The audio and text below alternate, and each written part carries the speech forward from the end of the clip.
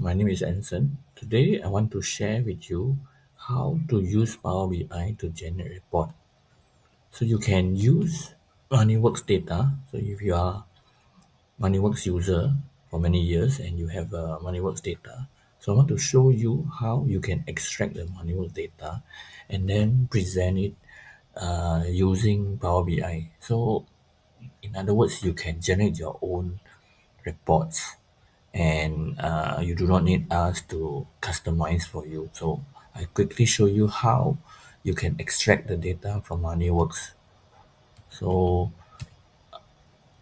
from, let's say for example, you have many years of sales invoice. We have these two buttons that you can extract out. Once you extract out the raw data, you can actually present them into this kind of chart, and then by just clicking some of the variables like your customer or your products, you will get more graphical informations to help you to make a decision. So if you are interested to know more, I would like to show you how you can extract money work data and use Power BI to generate this type of reports, and you can do it on your own.